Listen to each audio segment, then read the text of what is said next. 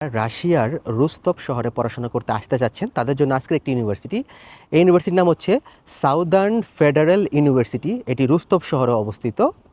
এই ভার্সিটির tuition fee, dormitory ফি আজকে আমরা জানবো। এই ইউনিভার্সিটির টিউশন ফি হচ্ছে 2026 সালের সেপ্টেম্বর ইনটেকের জন্য 1,70,000 রাশিয়ান রুবেল। আমি আবারও বলতেছি, 1,70,000 রাশিয়ান রুবলে এটা হচ্ছে টিউশন ফি এক বছরের প্রিপারেটরি কোর্সের। ডরমিটরি ফি হচ্ছে 3,000 থেকে 4,000 মান্থলি, ডিপেন্ডস করে কোন ক্যাটাগরি ডরমিটরিতে আপনার সিট হবে। এবং এই ভার্সিটিতে আপনি যদি আবেদন করতে চান, আপনাকে বাংলাদেশ থেকে মেডিকেল টেস্ট করতে হবে। মেডিকেল টেস্ট করে সেই টেস্টের রিপোর্টটা আপনাকে আগে থেকে দিতে হবে এবং ওই রিপোর্টটাকে আবার রাশিয়ান ভাষায় ট্রান্সলেশন করে দিতে হবে। আর আবেদন করার জন্য আপনার লাগবে পাসপোর্ট, একাডেমিক ডকুমেন্টস, এগুলোকে রাশিয়ান ভাষায় ট্রান্সলেশন করতে হবে।